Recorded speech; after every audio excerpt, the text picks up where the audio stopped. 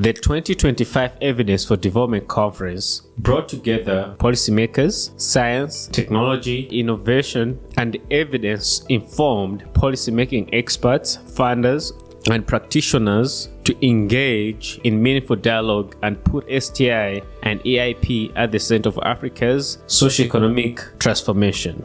The conference was convened through a strategic partnership between the African Union Development Agency, African Institute for Development Policy, and Science for Africa Foundation, along with leading institutions in the science, data, research, and innovation space in Africa and beyond.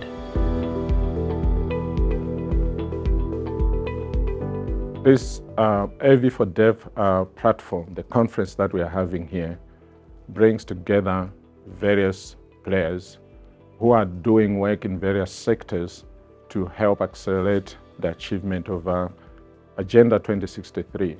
So it was a conference that has been convened principally by three organizations: AUDA-NEPAD, the African Union Development Agency, AFIDEP, our organization, and Science for Africa Foundation.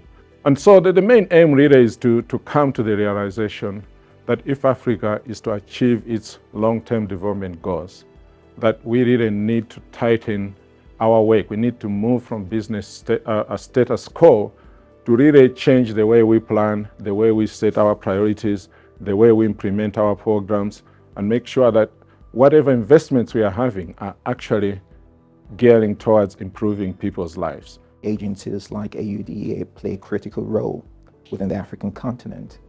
And we rely on data coming out of different work groups within the continent to be able to formulate sound policies. Our job is to take those policies, draw up implementation plans, and then operationalize those.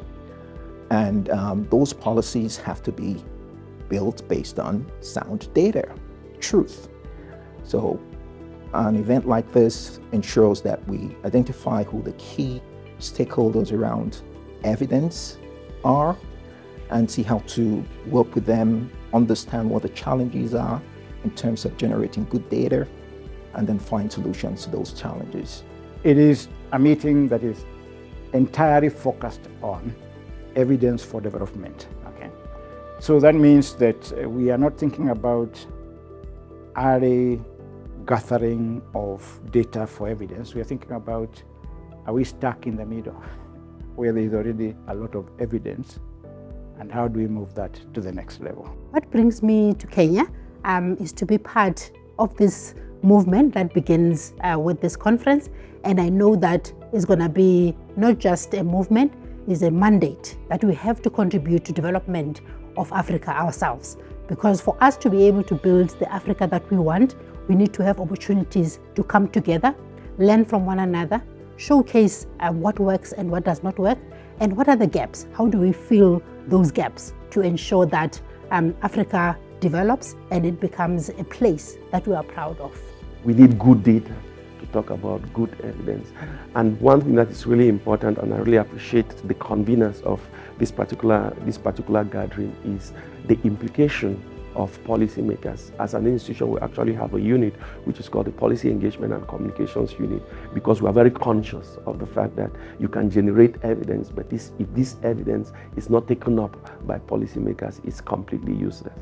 So how can we reduce that time frame of evidence generation to translation to policy, and the implication of policymakers and coming up with best practices on how to engage policymakers in the evidence generation and use processes, I think is one of the biggest wins of this convening. How do we train scientists to know there is more to do beyond getting a publication, right? But the question is, do they know how to take that information? Which office? Is a Ministry of Health? It is a Ministry of Science, Technology and Education? That is the conversations here. So when we say that we want to look at what's going to happen in the next 2 years, is to see whether all the partners who are here can think differently about how we engage between science, economists, politics. You can't divorce politics from science. Gone should be the days when we should be relying on external actors coming in to tell us the situation in Africa, giving us data about what is going on in Africa, when we ourselves are in Africa and we are capable of collecting and generating that data, as well as analyzing and using it. This conference and this theme about optimizing the use of data, the use of evidence, is very key, because as Africans, if we have to make arguments, if we have to stand in rooms and really speak about Africa, we also need to know that language of using evidence, using data to support the arguments that we are making. Data collection is not an easy process, not just for Africa, but also for developed countries. I would say Africa still has some work to be done, especially in terms of how we create that data, how we refine that data, how we define the data, how we structure the data. We still have a lot of work to be done, but we're aware of that, and there's a lot of work being done at the moment to make sure that we improve on our data gathering processes. Our data is our voice. It means that people who cannot express themselves on TV or anywhere else have the chance to be able to say the piece on issues they face. And this goes through the data, the evidence that we can gather. So it's our role as a civil society organization, but also as a decision maker, to make sure that these voices, this evidence is heard when defining the policies, when defining the strategies for the development. If you remember, the bulk of the economy and the employment opportunities within several countries in this continent is actually being provided by the informal sector. Quite a number of players are there, and if we want, therefore, innovation to have significant impact, then we should be able to promote also innovation in the informal sector and cascade that even to the village level. And this is why today you hear people talking about grassroots innovation, village-based innovation. But more importantly, also connected to that is the fact that the need to use what we call African knowledge or African traditional knowledge, and see how we can be able to integrate that knowledge into the innovation ecosystem, not only at the national level, but also at the continental level, so that we can be able to harness some of the useful knowledge that our grandfathers, grandmothers had, and be able to revive some of these things and mainstream them and use them to develop our countries. As Africa, we need to be able to build our own capacity and be able to do what needs to be done. Yes, support is needed, but we need to make sure that we are together in the work that we do, and we listen to our own voices more, because sometimes we doubt ourselves, and yet we know what we need. So we really need to strengthen the collaborations that we have, strengthen how we do our work, so that we can be able to succeed. If you don't have the money, one thing that you could do is to make sure that you make a better use of the little that you have.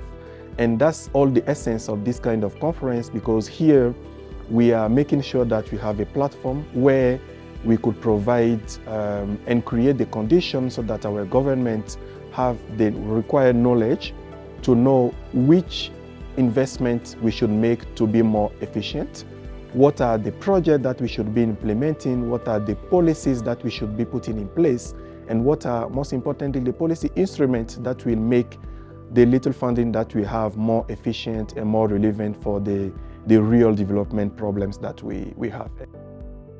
The main areas of emphasis is the use of evidence to formulate these policies. And then this is why, as a way of capacity building of these agencies, we are starting with really building their capacities on generating evidence, analyzing the evidence, and more importantly, then using that evidence to inform policy. This is critical because through that, then they can be able to use to develop policies that can address real challenges that they are facing at national level, based, of course, on the national priority sectors that the countries have already identified. We've also come to a point on the continent where we now realize that we are producing a lot of knowledge. We are producing a lot of research, but that research is not necessarily translating into policy making or into practice. And it's something that we need to emphasize and stress a bit more. My hope is that we continue these conversations. And if we go to different events that are coming, the conversations that happened here should always be connected to what we are doing. Because if you don't weave in these discussions, we discuss here, we stop, we start another discussion, we stop, like that, this is not going to work for us. I am at the point where I can say this has been a very successful meeting. Usually you don't get, so you had ministers here, okay? And one from Malawi, Sierra Leone, we have the government of Kenya very nicely represented here. So we had politicians sitting there, and I'm very impressed by some of them actually sitting for 3 days here. That is a first in itself. The second aspect is that just hearing from policymakers was very, very interesting, because they were also challenging how we approach science. The challenge from them was, why is it the scientists only come to us after they have made their discoveries? Why are we not part of the co-creation from the very beginning? So that's one of the lessons here that I hope, we all hope that everybody will start thinking differently. So that even for the scientists who are designing their project, from the very beginning, they start thinking about who are the critical people who need to be sitting with them to design that project. This has been really supported through partnership, through resources drawn from different partners. And all these are African institutions. It's an illustration of what Africa needs to do more to own and drive our development agenda. And I think if we can move forward with this spirit, we're going to achieve a lot down the line in 2027 and beyond. There's a lot of work already taking place within the continent to make sure we realize our goals for Agenda 2063. We just need to strengthen that. We need to get more hands on board to be able to make that happen. We need to engage those that have not been reached within our societies, the young people, the women, and also the elderly. The elderly need to be brought into this entire process, because it is for the Africa which they also want, not just for the young people.